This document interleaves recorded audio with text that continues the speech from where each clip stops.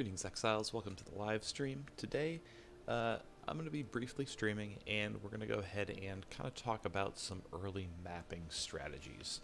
The biggest things we're going to be kind of talking about and walking through tonight, just going to be essentially how to get your mapping bonus up, some helpful tips to kind of get specific maps to drop for you a bit more often, just basic things that will help you progressing through as you're mapping. Now, for those of you who don't know, the Synthesis Flashback League actually ended this afternoon, so a lot of you may potentially be moving a lot of gear over from your Synthesis Flashback League storage to your normal Synthesis storage. That could potentially be pretty time consuming. I've actually been spending about an hour on it myself, and as you can see, I still do have, for whatever reason, the maps are still showing up after you empty out the tabs and move them over to your regular storage out of the remove only storage. They're supposed to disappear, so I'm not quite sure why this one's still sticking around. However, as you can see, I'm almost done. I just have to move over some skill gems, my uniques, and these are just a few gems that I want to kind of condense down and free up this slot as well. Actually move those over. But yeah, aside from that, I've actually got things relatively organized and am ready and raring to go, and I will get to do this again in a few days once the Synthesis League ends as well. So it is kind of nice, though, to have all this stuff merged together. It's nice to have all my currency in one spot. That's the big thing. It is likely going to go ahead and drop the value of quite a few items, just due to the fact that there's going to be more on the auction block now. However, it might not balance out that much just because there's also going to be more currency to purchase things with as well. So the first thing I'm going to do here mapping, we'll kind of try and start near a bottom area. As you can see, I've got these white lines underneath a lot of these different maps, and essentially what that means is that I've already gone ahead and actually completed the bonus criteria for those maps. So I'm already getting a bonus for those. The bonus that you get is actually a higher percentage of map drops. Well, the higher the percentage, the more likely of rare maps dropping for you. So we've completed a lot of the early ones. We've completed this entire tier. Tier 4, we've got a couple here that we haven't done, and that we actually have maps for as well. So we'll run a couple of these maps. These are going to be super easy. Now, basically, we're going to want to go ahead, get that bonus up. We're going to do that by running maps that don't have that line underneath them. And as you can see, for any white map, or any, I believe it's tier 1 to tier 5 map, all you have to do to get that bonus is to kill the boss on magic or higher rarity. So essentially what that means is we need to turn this into a blue map. And we can do that very easily, simply by using an Orb of Transmutation. So we'll apply that. It's going to add a couple modifiers. It's going to increase our item quantity and item rarity, as well as the monster pack size. Those are all great things. Item quantity, self-explanatory, more items are going to drop. Item rarity, also self-explanatory. The items have a higher percentage of being rare items, as opposed to finding more whites, normal items, and more, magic blue items. We may end up finding more of the rare yellow items and potentially uniques. Now, the monster pack size, you would think, well, that just means there's more monsters on the map. How does that benefit me? Well, the more monsters, the more loot, the more experience. So monster pack size is actually a good thing as well. We're going to have 23% more magic monsters from the modifier that we added onto this, and a couple other, different modifiers. All monster damage from hits always ignites, so they're going to be setting us on fire constantly. I'm not really too worried about that. We should be absolutely fine with the way that this build is set up. Now, another thing you can do on these blue maps is you can use an Orb of Chance. Well, while they're still white normal maps, you can use an Orb of Chance to upgrade it, as opposed to the Orb of Transmutation, which will give you an opportunity or a chance of it actually showing up as a yellow rare map, or even a unique if you get lucky. So if you have a bunch of Orb of Chances, don't be afraid to use those as well. I just have so many Orbs of Transmutation that it just makes sense to kind of blow through those. So we're going to head on over to the map device, place that in there, and we'll do a quick run of this map just to go ahead and complete it and get another bonus towards our atlas. Right now you can see in the middle here, we're at 47 of 159. So we have a 47% chance of, you know, getting a better map potentially from running any map. So after this, we'll be at 48. A darkness odds it's going tonight.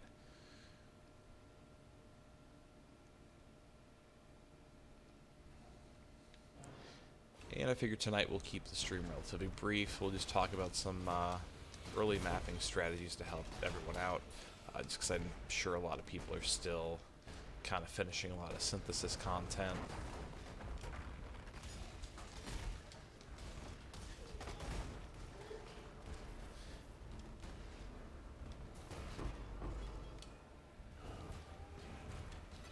Yeah, that's not a problem.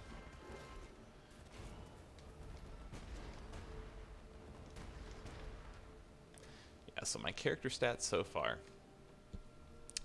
My life's at 4,444, which is not stellar, but when you pair it with 1,600 energy shield, I mean, that essentially puts me at just over, you know, 6,000 overall health, which is actually pretty decent for a DPS build. My mana's at 1506. A lot of that's sitting in reserve because of my auras, but that's working just fine. Also, my evasion's just under 3,000. That could potentially be a little better. My fire resists are super high. A lot of that has to do with the bonuses from my unique gear. I don't need it at 155, but because of the fact that it's on a lot of my uniques, I just can't really get it too much lower than that. Cold resist is only at 67.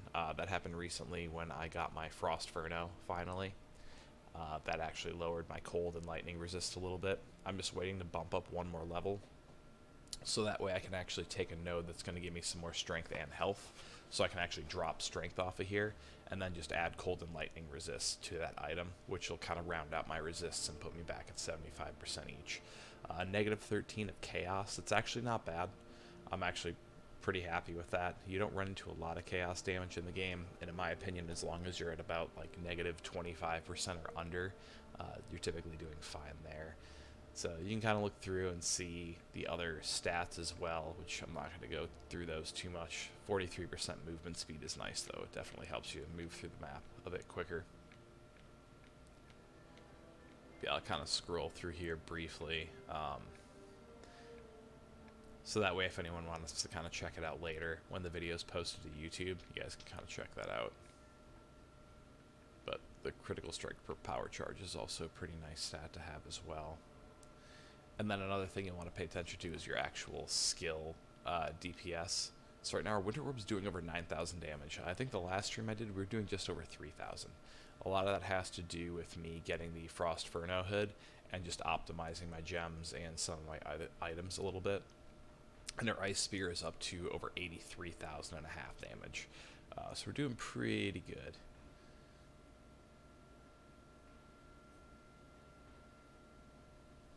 Hey man, thanks. Appreciate that. And no, armor isn't completely useless. Armor is actually going to help you with physical damage mitigation. It's not as useful for a lot of your ranged builds, but next league, with a lot of the melee builds being buffed, you'll probably be using armor a lot more if you do plan on using a melee build. Just because with a melee build, I mean, you're going to be up and close and personal with a lot of these enemies, and not all of them are just going to strictly do, you know, spell or elemental damage. There are going to be a lot of them that do physical damage when you're right up close like that. So in those cases, it will actually come in handy quite a bit. So that's definitely something to keep in mind, that if you're trying to resist a lot more physical damage, that's when you'll want to be stacking armor.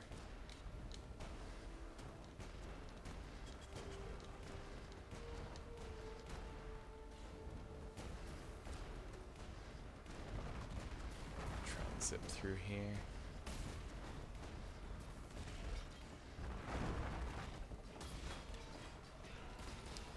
And with our Winter Orb doing that much damage on top of you know, how much we fire off at one time, we can actually mow through a lot of these just trash mobs really fast. And we'll go ahead and enter the memory. I haven't done a lot of these on stream, so I'm sure there's a lot of people who are essentially trying to finish out a lot of synthesis stuff, so it might be useful if I actually run these a bit more often tonight. Yeah, man, no problem. Like, I have no problem, you know, answering questions and everything throughout the stream. I, you know, do this to interact with you guys. You know, I do upload it later to YouTube, but, you know, the biggest reason I encourage people to follow me on Twitch and everything is just to actually, you know, catch these while they're in the moment, just so they can come and answer any questions that may be easier for me to explain in game, or just, you know, show my build, or, I mean, honestly, just chat.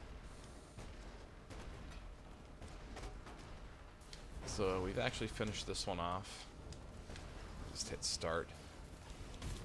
Close the collapse a bit sooner.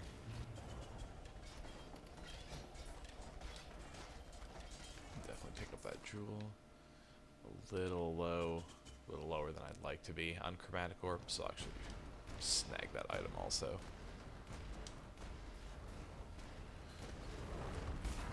Normally I don't pick those up too often in late game, but since I burned through a lot of chromatic orbs, not a bad idea for me to pick up a few more. So lightning damage recipe, I don't really use lightning damage with this character, but still useful to have all those different recipes anyways.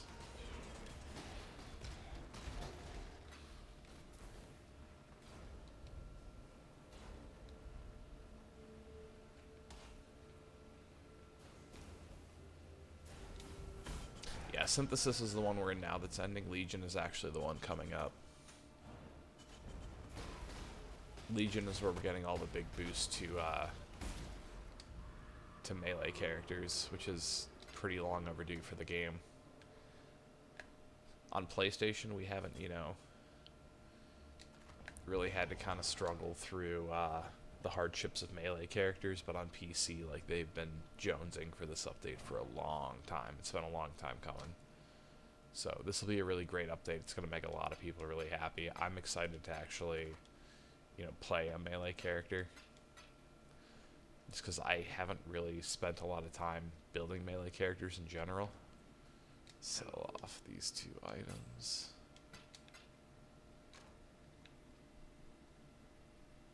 As you can see, I don't really need to pick up any more Scrolls of Wisdom or Portal Scrolls at this point.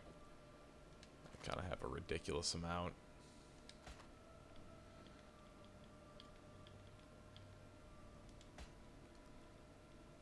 Go ahead and stash that.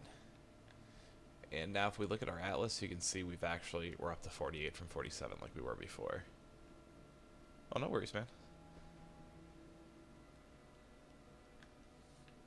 And Caustic Arrow, that'll still work. Like, you know, they're gonna buff the melee heroes, but like ranged is still gonna work just as well. It's gonna still work just as nice as it does now.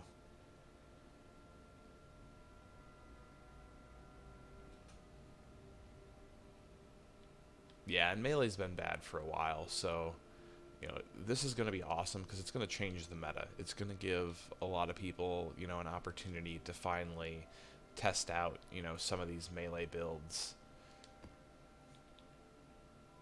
So, I mean, I wouldn't be surprised if you're hearing about, you know, some pretty awesome builds, you know, mid-league or even late league that, you know, people are discovering, you know, oh, hey, this skill gem is, you know, super overpowered now that, you know, this has been buffed. And it kind of happens with every update, but I think this is going to be one of the more extreme cases.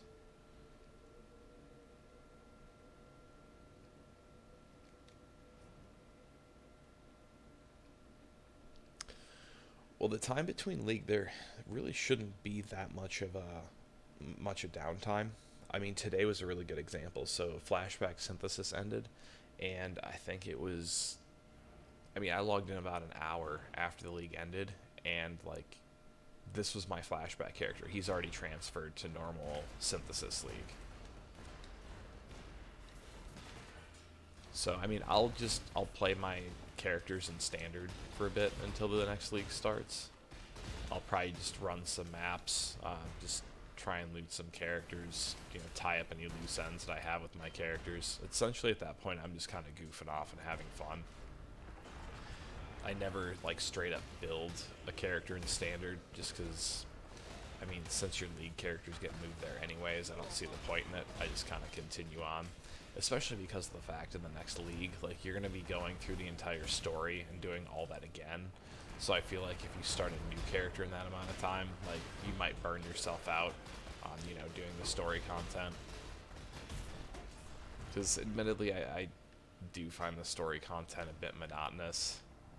It would be kind of nice if we could just, you know, jump to mapping, or if there'd be, you know, something similar to, you know, one of the things I do have to credit Diablo 3 for is the fact that, you know, you can jump right into their adventure mode and, you know, do all that content instead of having to play through the story again. You know, I hope that, like, that's a part of the 4.0 update for Path of Exile. It'd be really cool to have, you know, an alternate to actually having to run the story again.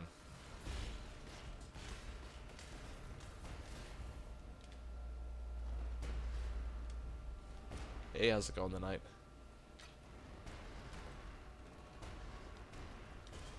You know, I don't know if GGG would actually adopt like a bounty system like D3 has, just because of the fact that, you know, we've already got prophecies that kind of work that way. It's kind of its own separate thing, but I don't know if they'd kind of consider that redundant content.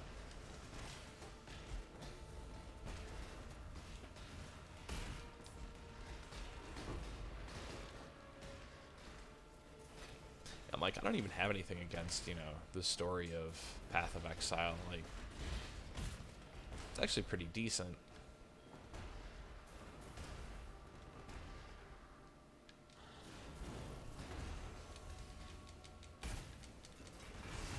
That was weird, it wasn't activating. The fun thing about running these early maps later on, after you've kind of buffed your character up quite a bit, is just the fact that you can zip through everything. I'm not super worried about picking up a lot of this gear, just because it's not really going to benefit my character all that much.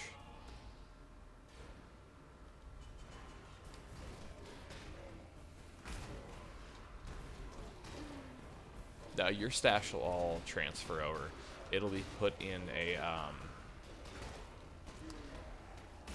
it's like a withdraw only stash, so you can't add anything to it, but you can take your items out of it and sort it back into, like, because all your characters will be moved to standard, and solely your loot. So you can actually move all of your loot over to your standard tabs. And that's essentially just how that works. Your character will come over the same way that they were in League. You'll have everything that was, you know, in your actual inventory and everything in your stash. Yeah, I agree. I think the Path of Exile story is a lot better than D3 too. It's mostly because they did Deckard Cain pretty dirty in Diablo 3. I wasn't exactly a fan of that, but can't win them all, I guess.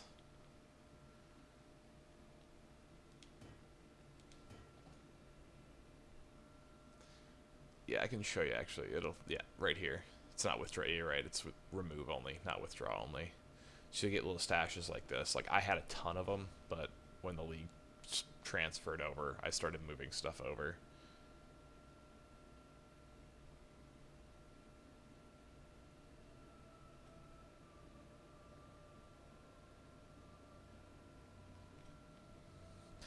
What I typically do in games is, like, I'll pay attention to the story like the first time I play through, and then I just skip everything. That's one of the reasons why I've skipped through. Like, when I did the full playthrough stream, I skipped through a lot of stuff. The other reason was just because of the fact that, like, I didn't want to spoil anything for anyone who was potentially, you know, not done with the game yet.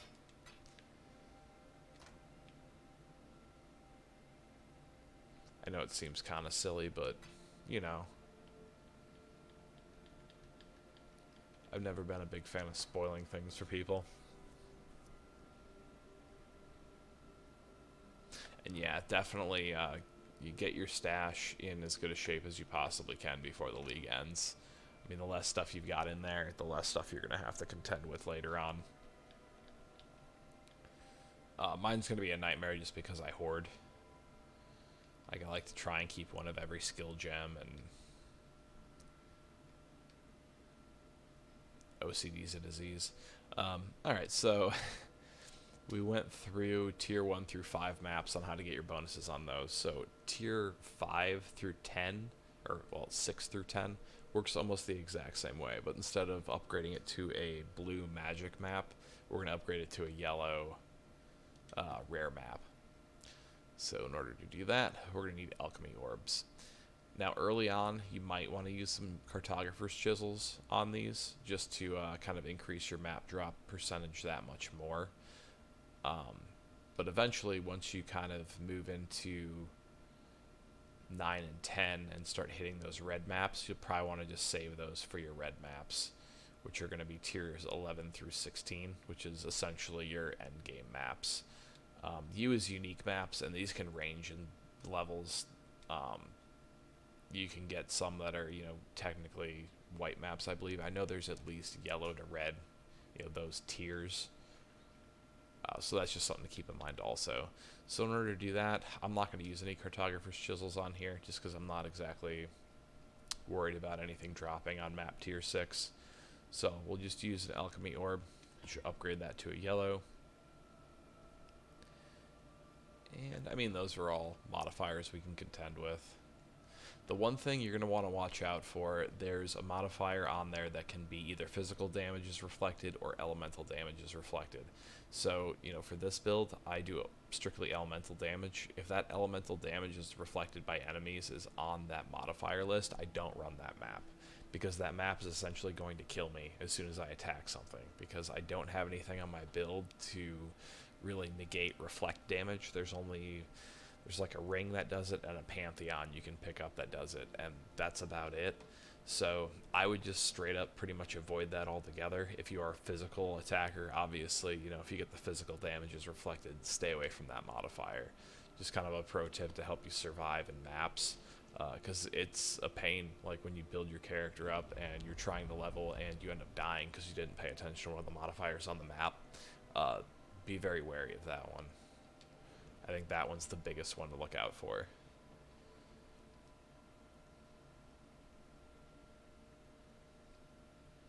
So we'll just kind of keep cruising through and just getting some more bonuses on our atlas.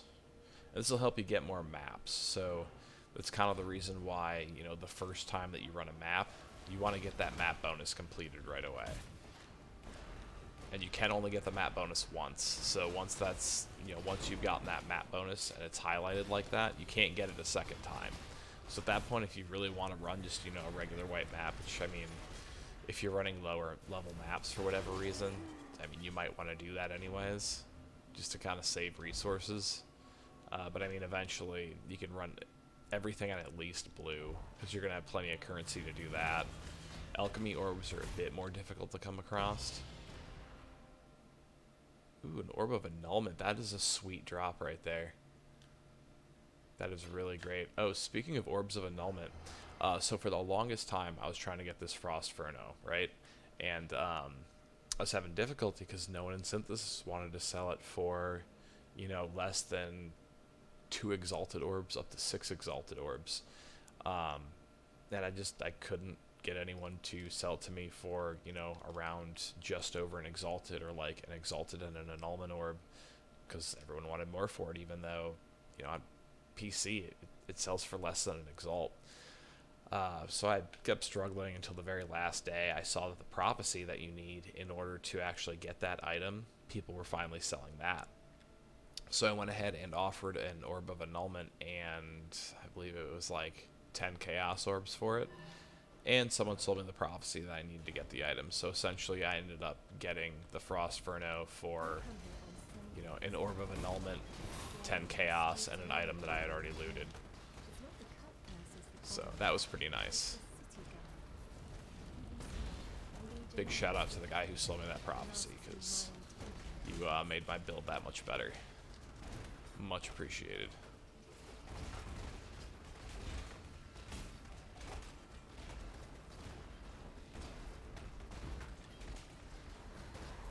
So I actually just saw your question there. So that's how I kind of countered something, being super overpriced. It really depends on the item. Um, One thing that you can always do is actually, check out and see what stats you're necessarily getting from the item. I'm not completely familiar with that item. Like I said, admittedly, I don't have, the knowledge of a lot of people who've been playing since beta to where I, know all the uniques and everything. I really only know the ones that I've actually personally used for builds. But I mean, there are some uniques that will undoubtedly make your build a lot better. But as long as you kind of build around it, so like, I'll give a good example here with my Frost Furno. So the biggest thing the Frost Furno does, obviously, it adds, +2 level to socketed fire and cold gems, which is a really nice, bonus that you can't really, you can add like a +1 to some other items through special like master crafting, but, the +2, that's a really nice one. The biggest one, mana regen rate, that's not huge for me. Fire and cold resist I can get anywhere. The evasion rating's nice, but the biggest thing is the socketed gems are supported by level 30 cold to fire. So if you have a maxed out gem that you haven't corrupted, the highest, level of cold to fire gem you can have is a level 20. So what I did was I actually, because now I'm running Winter Orb with Energy Leech support, Infused Channeling, and GMP. Before I had the Frost Furno, instead of using Infused Channeling, I was actually using a level 20 Cold to Fire with 20% quality on it. It's actually the same one that I'm using here for my Ice Spear. I actually used this gem instead of that. So, I mean, it was only at a level 20, and I was, losing out on my Infused Channeling, but I was still getting through maps just fine. I wasn't clearing as fast as I am now, but I was still, it was like having a mini Frost Furno.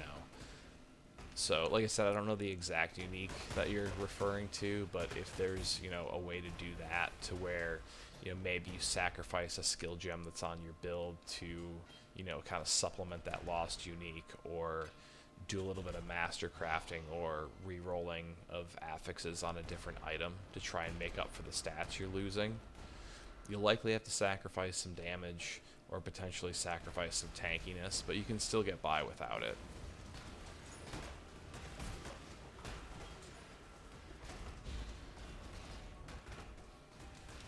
And that's something I'd always keep in mind too, is there's always a way through gearing to alter your build to make up for not having a unique.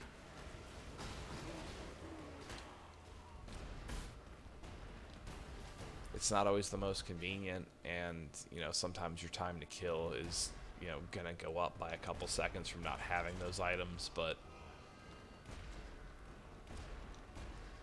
just do your best to make it by until you actually find someone who will trade you something for a reasonable price on the auction block, or you get lucky enough to actually just loot it.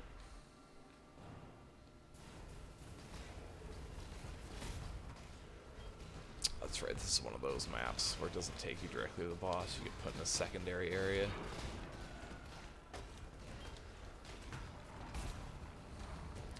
Now, another thing I've actually noticed while mapping too is a lot of maps will actually drop from chests as opposed to enemies.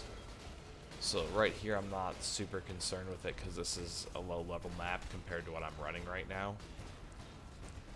But if I was in like a tier 11 or higher map, I'd probably be searching a lot more chests.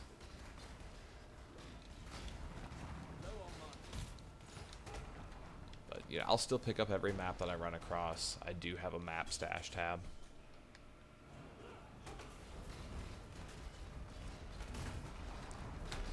I thought eventually, like, naturally the market would balance itself out over time, just based off of people's knowledge of everything going up. But from what I heard from a few Xbox One players, because the game's been out on Xbox One I think for a couple years now, they said it never really balanced out on Xbox, so a little disappointed by that, but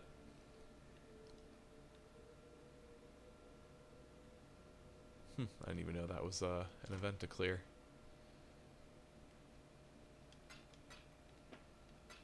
So So I mean, even actually not opening chests, we actually made out okay map-wise. Because I think that was a tier 6, so we got, you know, 2 tier 7 maps, a tier 4. I mean, you do have a chance to actually pick up lower tier maps of areas you've already cleared.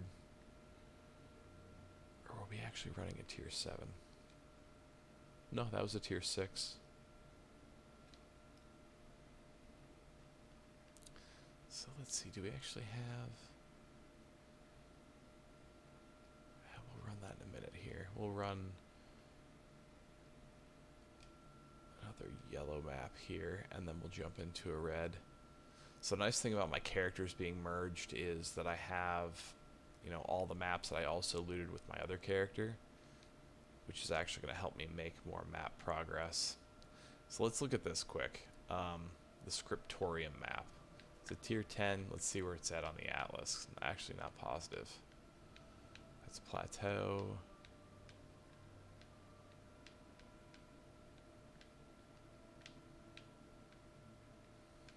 I will say, like, moving through the atlas with the sticks is a real pain. I hope they improve this over time,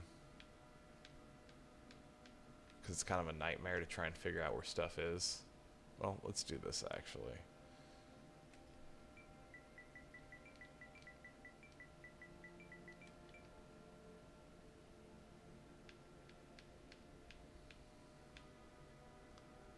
So it should be...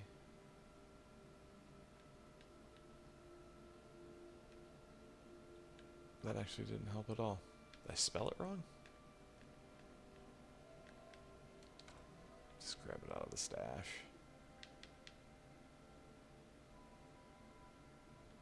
No, I didn't.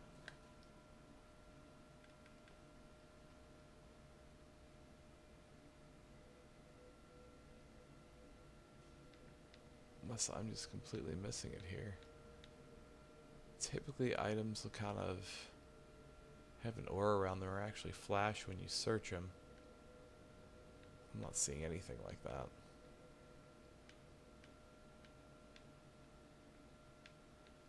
That's just an area that we don't really have unlocked yet.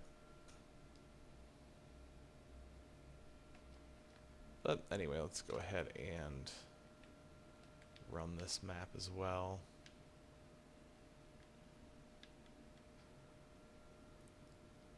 Tier 10. So I only have one actual red map right now. So for this, I'm actually going to use some cartographer's chisels just to see if we can potentially get a few extra maps to drop. So I'm going to hit square to just repeat apply, and since it's a white map, I'm only going to have to do it 4 times. So that's automatically base going to put our item quantity up to 20%. So we're going to be getting 20% more items. Use our Orb of Alchemy, and then this will up it even higher. So, you know, 81%. So we're essentially almost doubling the amount of items that we're going to get from this map. Increase monster damage. See, it's going to reflect physical damage. But I'm doing fire damage, so I'm not worried about that at all. 40% less recovery rate of life and energy shields, so that kind of sucks. But we'll be fine.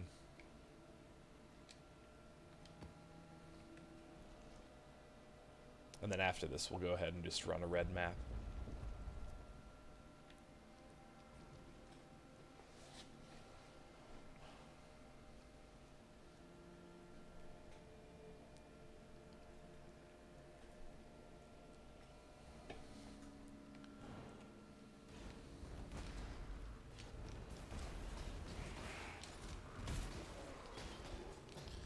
Yeah, so on this map, if I was using, you know, a physical attack character, I would have re-rolled that. There's a couple of different ways you can do it, depending on the amount of currency that you have. You can use a Chaos Orb to just re-roll the modifiers, or you can always use an Orb of Scouring to essentially just take the map back to, you know, just being a white map and getting rid of all the modifiers, and then just using another Orb of Alchemy on it. Technically, since a Scouring Orb is worth about the same amount as a Chaos Orb, using a Chaos Orb is cheaper. You kind of have to weigh whether you think you can make that currency back in the map To be honest with you, I wouldn't have a problem using 1 or 2 Chaos Orbs, because look at that. We just had 1 drop. So if we would have had to use a Chaos Orb to reroll that map, we would already have made our Chaos Orb back. And they are going to drop more commonly in higher tier maps. So that's just something to keep in mind. You know, don't be shy about using a little bit of currency later on in maps, because you can potentially just make it right back. And so basically everything, you know, if we would have used a Chaos Orb, everything after picking that up is profit. I mean, because that is another thing that you're trying to do while you're mapping, is, you know, gaining more currency.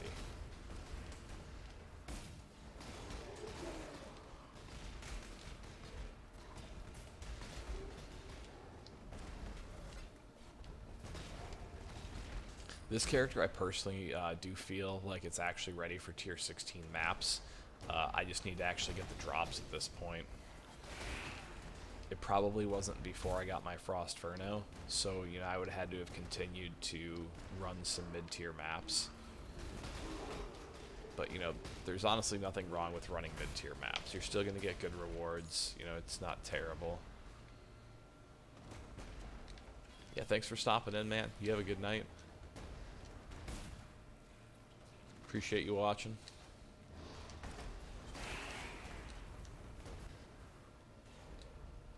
Another nice thing that can potentially happen while you're in a map too.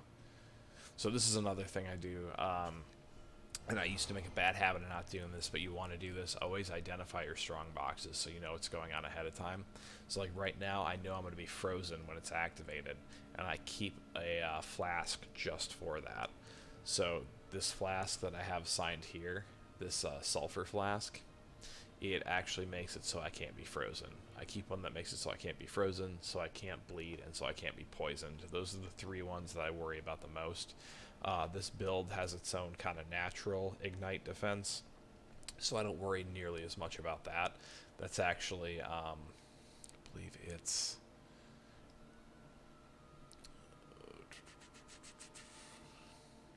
forgot exactly where I added that on, but I think just, you know, the fact that I take a lot less fire damage with this build in general helps out. So before I open this, I pop my flask so I can't be frozen, and that essentially just took away about 90% of the challenge of that strong box. Because you can have a super strong build, but if you get frozen in place or completely stunned for a moment, you can be dead within a couple of seconds, because you're just sitting there eating damage. So I mean, think about that ahead of time too, and you know, if you have low resists in a certain area, there's flasks that can help with that. If your DPS is a bit low, there are flasks that you can use that will increase your damage too. So, you know, don't negate your flasks. They can actually make up for some deficiencies in your build itself. Especially when you get to boss fights, because boss fights are going to be, you know, where a majority of your challenge is.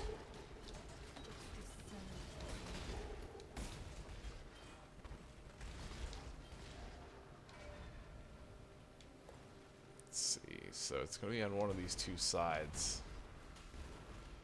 I have a feeling we picked the wrong one, because there's a lot of decay going on over here, and the decay is typically going to push you into the direction that you're supposed to go.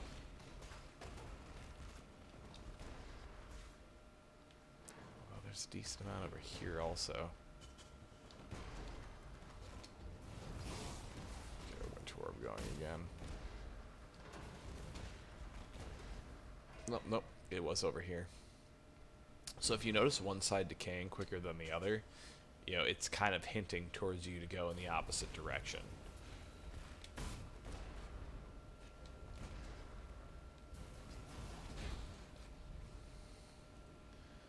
That is awesome. Oh, that's something I actually forgot to mention too.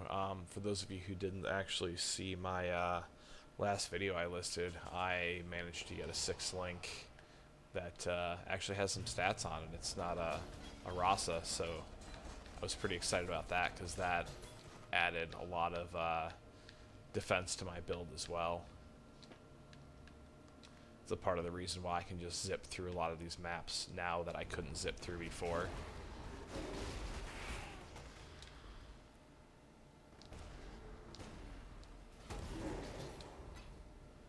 Yeah, grats on the 6 link, man.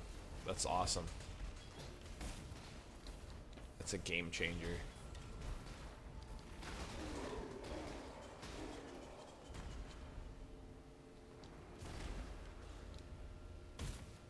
Let's see, so we actually already headed through this way.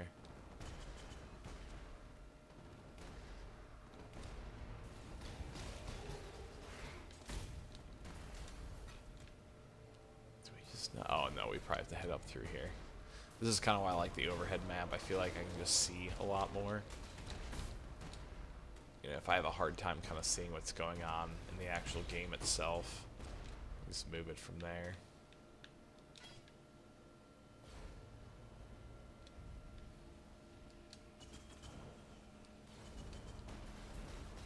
It's actually not bad, because I think the actual average is about 2,000 fusings to get a 6 link.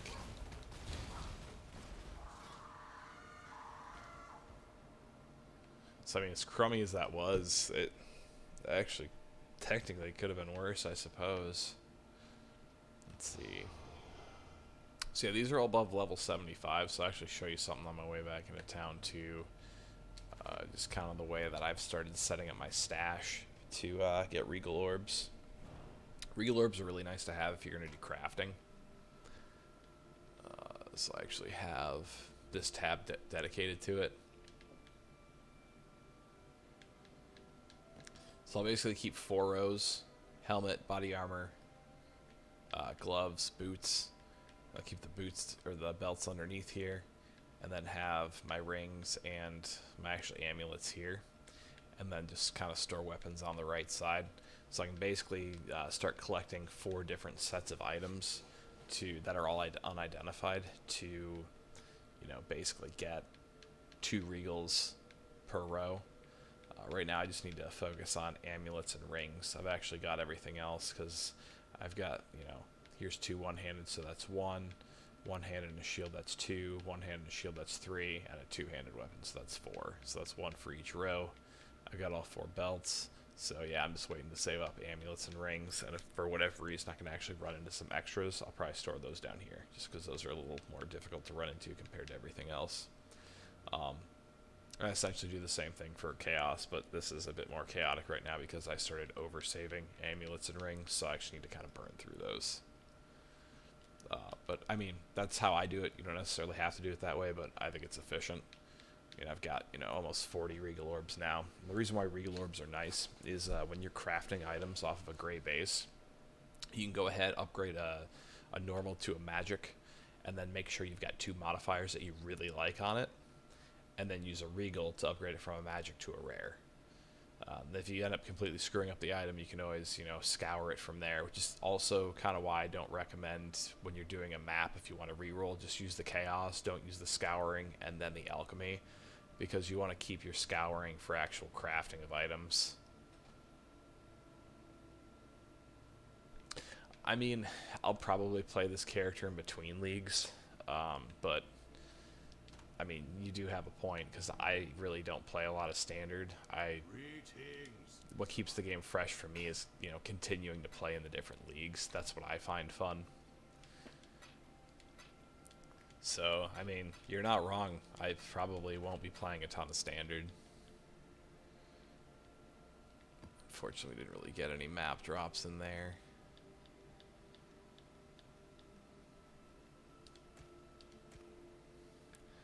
At some point, I should probably trade in some divination cards, though. I got quite a few here that I've got full stacks on.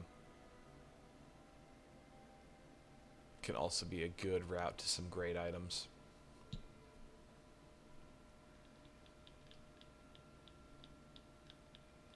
So at this point, what I think I'll do, we'll go ahead and run a red map, and I'll kind of show you how to get the bonus on these. That's probably where we'll close out for the night, just because admittedly I'm a bit exhausted from moving all of my flashback synthesis gear over to my synthesis stash, and I'm still not even done yet. But yeah, so essentially here, what we're going to want to do is we want to upgrade this to a rare, and then we actually need to corrupt it as well. And it'll actually tell you on the atlas that you need to do that here for red maps. So that was... Oh, there's the scriptorium map. I wonder if it's because we didn't have it completed is why it wasn't actually showing up before. But yeah, so here at Tier 11, Tier 11 is the first level of red maps. So kill boss of a corrupted rare version of the map. So yeah, we have to make it rare and then corrupt it.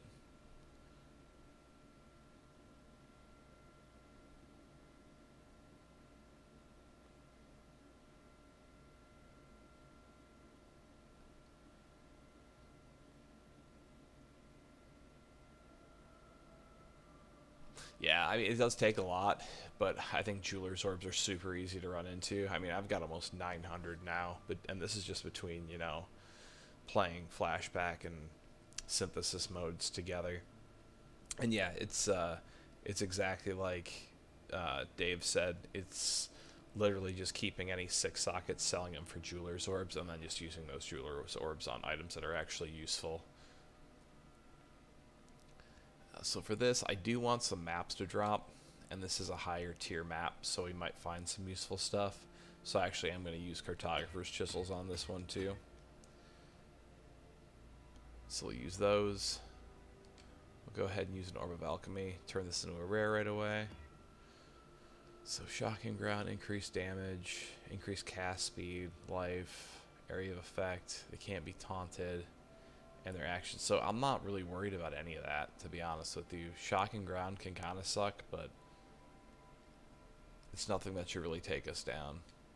So we'll go ahead and use a Vol Orb to corrupt it. And actually, I'm pretty sure that changed our modifiers on there. Yeah, it definitely did. So actually, I think this actually made it easier for us, to be honest. I don't really care about the monster's attack speed and cast speed. Increased monster variety is fine by me. I don't care that they're gaining endurance charges, although it can make them a bit more, you know, beefy. Take a bit longer to kill them, but with our Winter Orb, we should still mow through everything anyways. Elemental ailments. I've got flasks to cover the main 3 I'm worried about, so we actually kind of benefited from corrupting that. Now, one thing about corruption, so if you're actually going to try and add some of these other special modifiers onto the map, when you're doing anything to a corrupted item, which there's not much you can do to a corrupted item aside from these modifiers and changing your actual sockets and socket colors through master crafting, any currency you use, you have to use an equal amount of Vol Orbs as well. So just kind of keep that in mind if you plan on changing an item at all. Like my 6th link is actually a corrupted item, but I really like the affixes that showed up on it just because the max life was nice and so was the energy shield. Didn't care so much about the dexterity, but you know, I'm not opposed to having it. It gives me, you know, some more evasion, which is nice. But I actually had to change the socket colors on here a little bit, and it's actually why I'm still rocking Leech Life support, because it's really not that useful on here. But I have it on there just until I can actually re-roll that again to make it useful.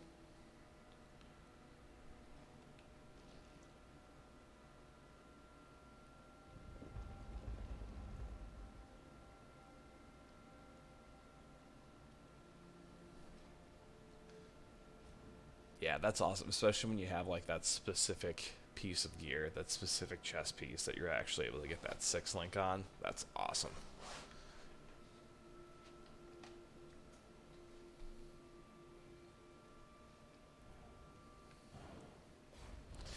Like when I talk about you know, crafting items to work around the fact that, you know, you can't get a specific unique because of, you know, maybe the cost on the trade block or whatever it may be. You know, I don't mean to undersell how good certain unique items are, because I mean, there are certain uniques that are completely game changing, like getting a Frostferno helmet for this character, or Frostferno hood, I suppose it technically is. It shot my DPS through the roof. It did make a huge difference for this character. But, I mean, this character was still absolutely 100% playable before I got it. It's just now, my character almost feels broken in a good way.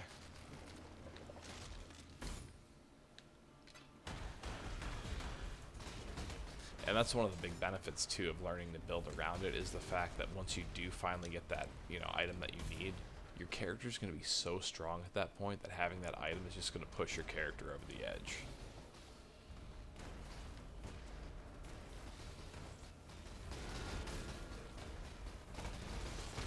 Plus, you're just going to learn a lot more about the game in general that way.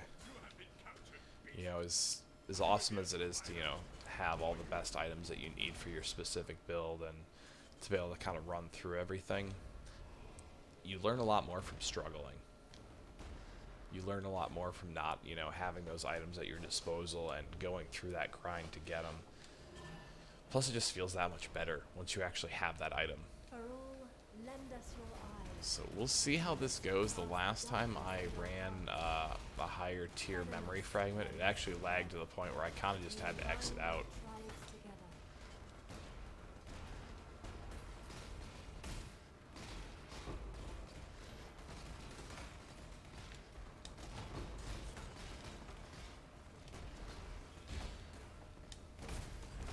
Looks like it's kind of coming this way, so maybe, yeah, it's in this corner.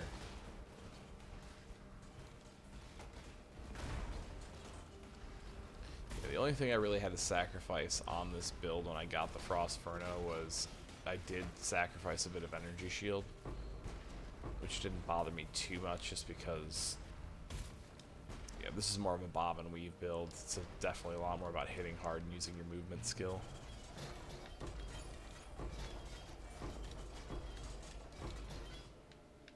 Ooh, Regal Orb. That's a really nice drop, actually. So speaking of Regal Orbs, I actually need to collect any rings or amulets I find also. That's something to keep in mind. So if I hit L3 here, there's actually some gold items it's not even showing me. Just because the game kind of deems them as not being that great. Unfortunately, none of them are rings and amulets, so the game actually has a point with some of those, but... And you'll notice, like, the gold items, like, some of them actually still show up larger than the white items when I click the stick in. It's not super noticeable, but the higher you move your, the strictness of your loot filter up, the more obvious that'll be. And I think that's literally just so that way if you do want to double check like that, because there's going to be so much gear that's on the ground that you see by hitting L3, it makes it so it's not as difficult to differentiate the stuff that might be useful as opposed to the trash. Yeah, I'm using semi right now just because strict is alright, but like I still like being able to see even the lower level currency, and strict filters like armor, scrap, and stuff like that. Strict actually filters out all that stuff too. At this point, I probably don't need to keep picking that stuff up, but my OCD is just way too strong to let me skip past that stuff. Why are you still alive, monster?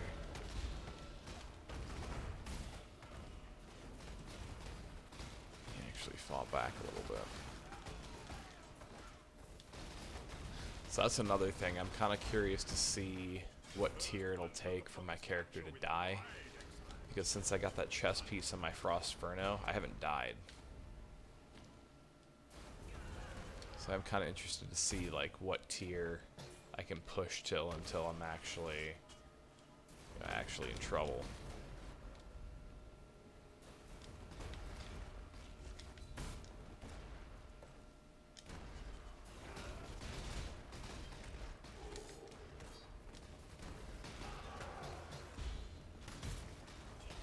They do chew through my my energy shield on occasion, but my energy shield's really not that high.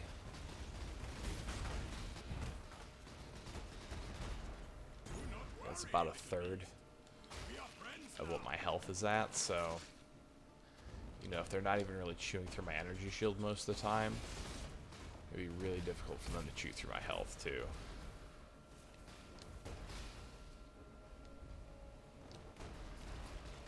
Yeah, and on delves, like, ooh, there's a good drop for us, a tier 12 map. On delves, you're typically focused on looking for specific things anyways. So if I miss out on like some armor or scrap or some lower, you know, tiered currency items there, I don't really mind nearly as much. Because usually you're there looking for fossils, resonators, and higher tier jewelry.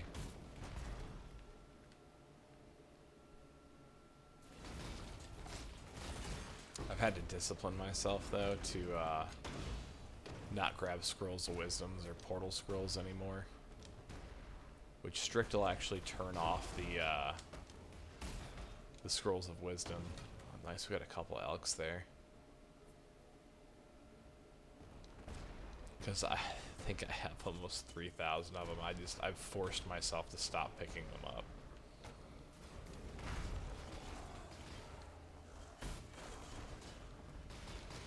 I just realized the other reason why this feels so much easier too. Now that I'm not in flashback, I'm not running into like multiple groups of harbingers anymore.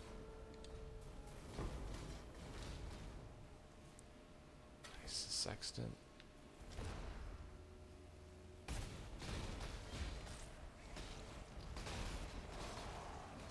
Actually, I haven't been opening chests.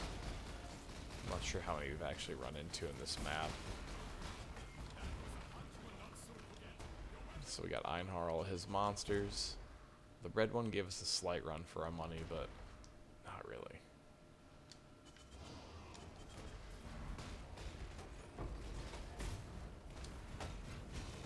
Head to the arena. Orb of Fusing's actually an okay drop.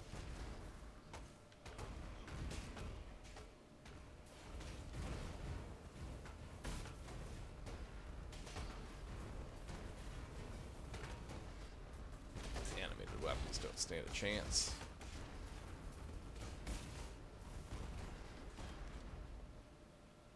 Yeah, see, so I mean, you know, that was a red tier map boss, and I didn't even pull out an ice spear against it. We just winter orbed it to death within a few seconds.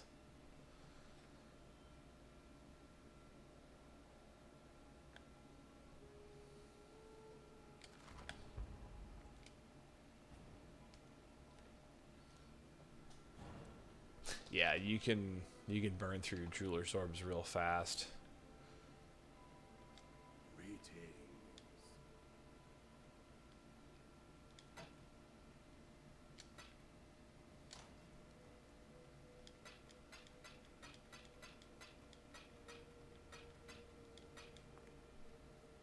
Throw that in there. But now I can actually go over to my Regal Setup.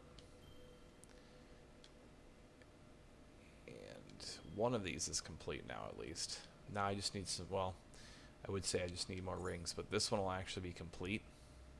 So I'm going to turn this one in and actually get 2 Regal Orbs there. I do try and keep 1 row, too, of superior gear.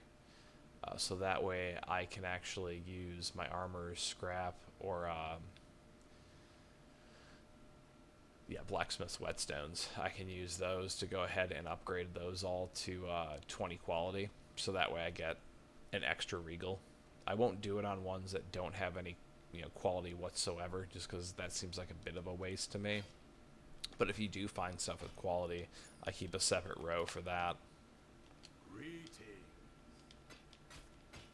I forgot to grab a weapon. I thought that looked a little empty. Nice thing is too is they don't confine you to weapons that you'd be able to use together. It's literally just any 2 one-handed weapons. 1 Regal. Why is that? Is one of these... so that's something to look out for too. That one's actually identified, but it's corrupted, and that's why it's showing up as red. So I actually need to find another chest piece too.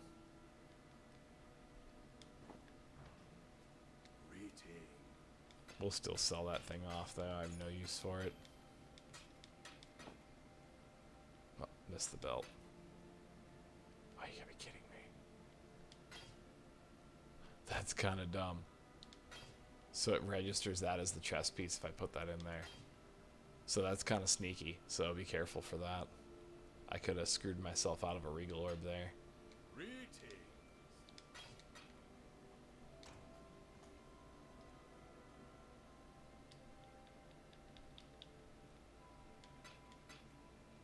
Yeah, and I like having some scrolls. I mean, obviously early on in the game they're really useful, but since they sell a lot of items in the game for scrolls early on too, it actually makes it so you can get some crafting bases early on, which mostly is useful for your boots, because you can actually buy a few different pairs of boots and do some, quick rolls and just try and get some movement speed, and it'll help you get through the early game a bit quicker.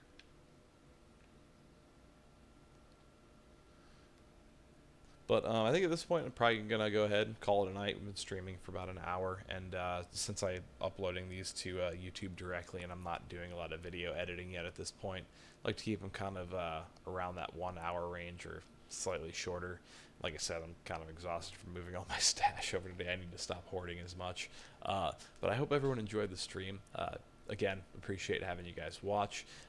If you're watching this on YouTube, hope you enjoyed the video and learned a little bit about some early mapping strategies on how to upgrade those maps as you move through the 3 separate tiers, and just different ways to influence drops to happen a bit more often. You guys have a good night as well. So yeah, hopefully you found this video worthwhile. Again, I'll be streaming again on Wednesday. Probably try and drop another video before that stream as well. So if you do have any ideas of any videos you'd like to see, or any content you'd like me to cover, any questions you might have that I could go ahead and create a video for you to kind of explain things a little bit better, definitely let me know in the comments section, or just ask me any questions in general. I'm typically pretty good at getting back to questions in a relatively quick manner. So again, thank you guys so much for being a part of the channel. If you haven't followed me on Twitch yet, make sure to do that. The BullShifter is my name, all one word. The link is in the description below, just so that way if you do want to check these out while I'm live streaming and ask any questions live and in person, you have that option. So again, as always, may the RNG be with you. Always.